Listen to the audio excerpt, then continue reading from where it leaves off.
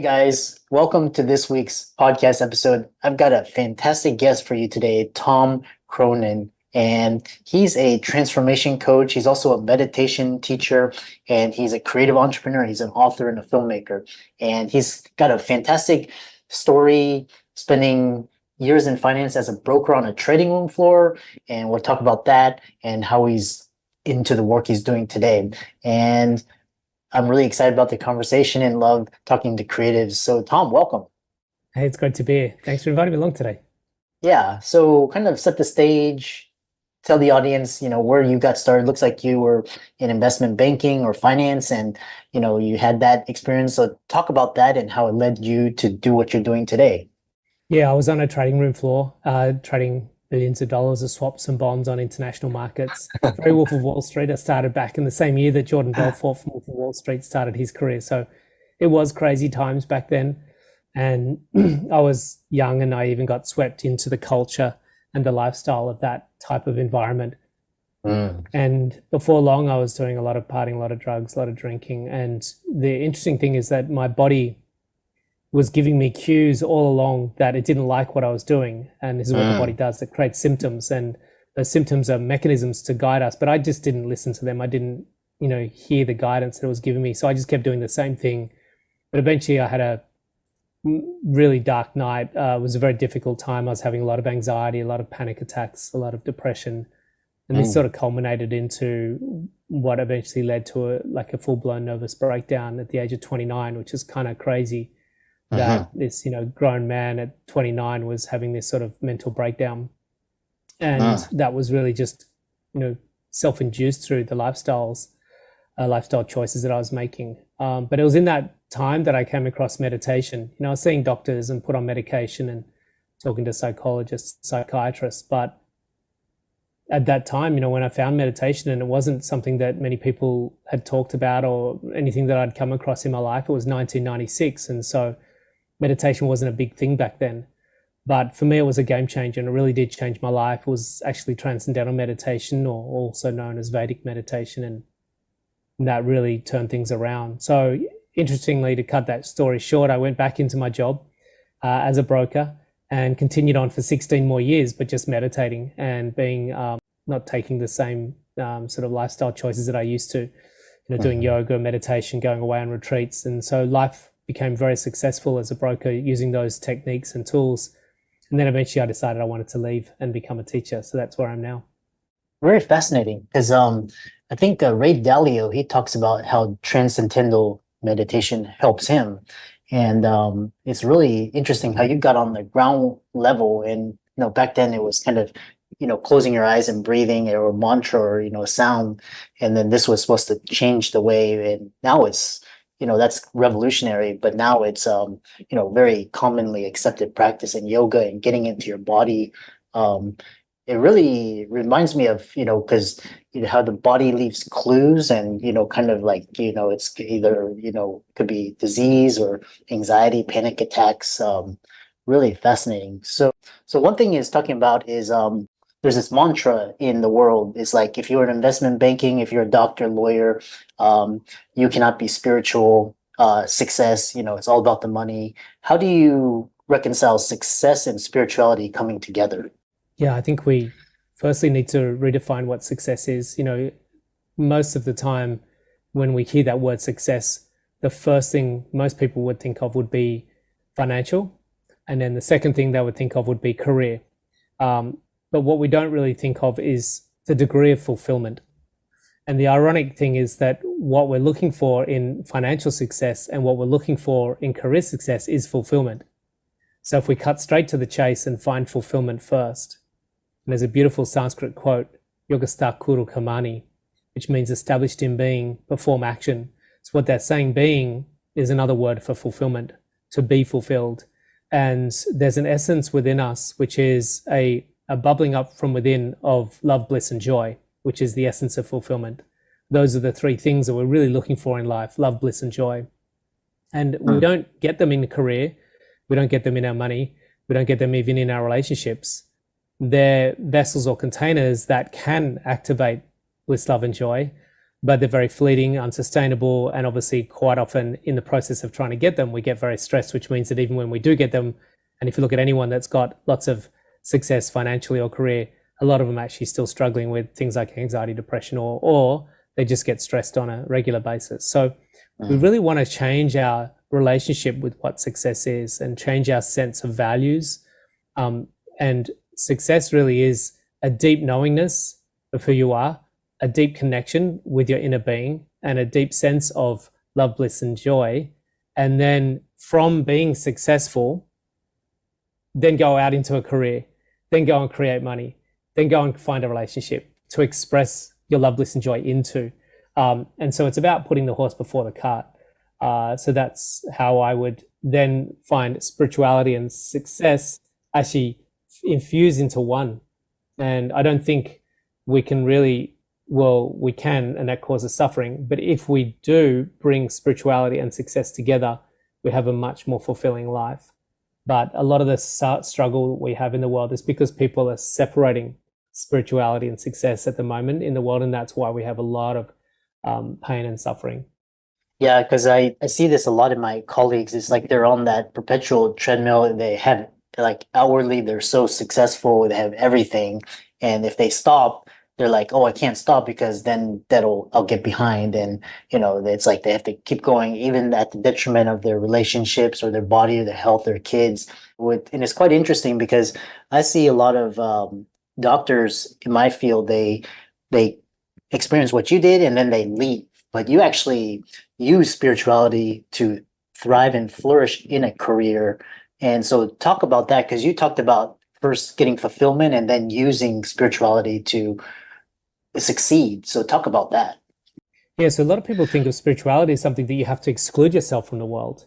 And that has been the domain for thousands of years. But we're seeing this really exciting time where spirituality is infusing into the integrated life, where people who are what we call householders that have jobs and relationships and financial commitments are becoming more spiritual. And even Ray Dalio, the world's largest hedge fund manager who manages $180 billion worth of assets in Bridgewater Associates, he tweeted that meditation was the key ingredient to whatever success he's had. Oprah Winfrey, obviously a very successful woman, she said that it is from that space you create your best work and your best life. She's talking about the space of stillness in meditation. They both do transcendental meditation. And what they're talking about here is that spirituality isn't some renunciant sort of Buddhist monk with robes and sitting in lotus position. Spirituality is being able to access a bursting field of infinite possibility, infinite potential, and infinite creativity. So when we start to become more spiritual, we actually become much more creative. And when we become more spiritual, we actually become more inspired to express that creative potential through our being into action. It's really interesting that, yes, some people, very, very few people, will be drawn to the monastic life and not feel compelled to express that creative possibility into action. And they just want to sit in a monastery. And there's nothing wrong with that if that's what they're called to do. But what I tend to find with people that start meditating, particularly a lot of my students, is that they get incredible creative impulses. They feel this incredible urge to create and manifest and do wonderful things, and they become very, very successful. And I say to all of my students, just take some word of caution, because you most likely will become very successful in your life. Two reasons. One is that you'll open up your mind into the field of mind where infinite possibility and infinite creativity exists and get incredible downloads. And the second thing is you'll remove that stress response, that overwhelm that we get when we get too challenged by the circumstances of life. And so when we're expressing inactivity, a lot of people are so overwhelmed, so tired, so stressed, so anxious that impairs their ability to express fully. But if we take that stress response away, and that expression means you're kind of like that ever-ready battery where you just keep going and keep going and keep going, and you find that yes, you have these beautiful moments of respite, like your meditation twice a day. Yesterday I meditated, went and sat on the jetty in the sunset and had a swim in the ocean. You'll tune into your body's need to replenish, but when your replenishment time is over, your ability to be creative and efficient and successful is much, much, much more dynamic. So yeah, I think it's a really exciting time where we're bringing spirituality and success together now, and that's going to make the world a phenomenal place. Yeah, and when you were describing this beautiful response, it kind of reminds me because like you can use meditation for so many different things. You can use it to find fulfillment. You can actually use it to find creative inspiration. It reminds me of the TV series Billions, where Wendy Rhodes is helping the traders like access the flow and that creative like to actually make money for Bobby Axelrod. Whether that's good or bad, but this creative flow. And then you talked about um, it's really interesting. So you went from broker to meditation, and now you're doing all this creative work. And talk about the Portal film and book project come about and what inspired it. Yeah, when I came across meditation, it was such a game changer in my life. It really turned my life around in such a big way on so many levels, and really on every level. And I just couldn't believe that the world didn't know about this or wasn't doing this. I was just like flabbergasted. Huh. And this had been around for 5,000 years. I was like, if this has been around for 5,000 years, why is not everyone doing this? And so I became a little bit fanatical. I've eased off that a little bit now, but I was just like, I've got to get this into schools. I've got to get this into prisons. I've got to get this into organizations. I've got to get this into the households of the world, because this is a game changer. This is really the key to a more integrated, more loving, more enlightened planet. And so my books and the film were just mechanisms that, among many mechanisms that I've used along the way, social media, speaking in front of large organizations, every means possible to just let people know that there is and it's not so much about meditation, it's about the human optimization. We have greater brain potential. We have greater loving potential in our heart. We have greater body potential. We have greater spiritual potential. So it's about helping humans realize their full potential, or fuller potential. I don't know if we ever get to full potential, but at least realizing the capacity that we have as a human is there. But it does require some tweaks to our current model that we have in the world. Sitting at home eating chocolate chip ice cream and watching Netflix all day long, or being on Instagram scrolling through that and smoking vapes. There are other options to living a better life. Yeah, yeah, I love that. So the next question is, we talked about, just an enlightened planet and, kind of describe what it feels like, what it looks like, or just kind of describe it and kind of what are the biggest challenges the planet faces right now? That's a good question and a big one. We face an existential crisis that is the potential elimination of the human species. We lose 10,000 species a year on this planet, and we don't blink an eyelid to that. Very few people wake up with any concern that we lose 10,000 species every year on this planet. And yet we could be one of them. We're just another species. There's mosquitoes, there's amoebas, there's ringtail possums, there's Tasmanian devils, and there's humans. And so we're just another species. We're another animal that's coexisting on the planet. And there's a high probability and high possibility that we could eliminate ourselves through our own actions. And that could be through nuclear. It could be possibly through environment. I don't know if that's got the full potential to eliminate us completely, but it certainly has the ability to misplace us a lot. We have all sorts of food issues. We have chronic health issues. We have issues like, obviously, AI is probably the biggest risk to humanity now. So we've got a lot of things on the horizon that could be a major detriment to us existing on this little ball of dust. But what does an enlightened planet look like? An enlightened planet looks like humans that think a lot more intuitively, think a lot more interconnectedly, that feel interconnectedly. When we transcend in meditation, we transcend our own individualized egoic identity, which is very separate and segregated from other. And that's why we're in this constant state of, I need that from you to make me feel better. I need that from there to make me feel better, because we have this very segregated experience of life that I'm a completely individualized being and I don't coexist with anything else. And then other things are just sources of my fulfillment or love. And that's one of the greatest, I think, causes of the suffering on the planet. But when we transcend that experience of individualized form and segregatedness and become part of a unified field, which is something at a quantum level is being validated now, and mystics have been talking about this for thousands of years. And this is a beautiful time where spirituality and quantum physics are converging. But what we start to experience is an interconnectedness with all things. And so we make very different decisions because we see other as an extension of ourself. And we feel, as the field feels love, which is the essence of the field, the other is a sense of us, which is just love. And so we act differently, we create differently, we build businesses differently. And it's very hard to harm other when other is an extension of you. It's just like getting a hammer with the hand and hitting your foot. You just wouldn't do that, because even though the hand hits the foot and they're two separate things, they're part of one whole body, and the whole body feels the pain.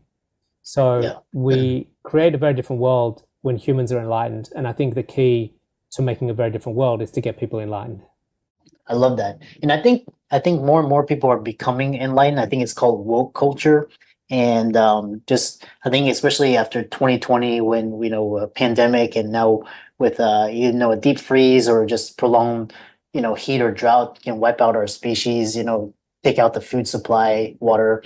And then now the younger generation is waking up and they're starting to speak out against just oppression and more diversity and all of that. So what's the one thing people can do today to make a difference in their lives? I think the biggest thing that I find, we create what we are. We act from our state of consciousness. So if we want to change how we act, if we want to change what we do, I think the best thing is changing our inner state, connecting deeper with our inner state. So for me, it always comes back to meditation. It's the tool that gives us access to a deeper understanding about ourselves, a deeper experience within ourselves. So it's really hard to change the planet with the same level of thinking that's creating the problems in the first place. So we really need to change our mind, expand our mind. And interestingly, I just want to go back to what you're saying about enlightenment and woke. I think they're two very different things. We just want to be careful with that. There is definitely a degree of awareness and consciousness coming through in the younger generations, and that willingness to think more about the extension of the society that they're in. We want to be careful of ideologies, because in enlightenment, we actually think less, and we experience something deeper than thinking. It's a deep sense of a quiet field of peacefulness, and you can be very woke, but it'd be very, very unhappy. Whereas you can be very enlightened and be very hard for you to not be very happy. So I think meditation and thinking less is going to be a big part of the way we can move forward. Yeah, I love that distinction, and not being tied to one particular ideology, and just like a spirituality and just being open. And how can people contact you and find out more about the work that you do, and check out your social medias, etc.? Instagram, and I love hearing from people. I always respond to all messages. So you can find me at Tom Cronin, or one word, TomCronin on Instagram, and my website is the next place to go, which is tomcronin.com. So very simple. Yeah, I love that. And for all the audience, Tom's resources will be in the links and show notes. Be sure to check out his social media, give him a like and follow. He's got 73,000 followers on Instagram and YouTube and all of these various platforms. Huge thought leader, influencer, and all those will be in the links in the show notes. And with that, thanks so much for a very inspiring and enlightening conversation. It's great to be tuning in with you all. Thanks for listening in, everyone.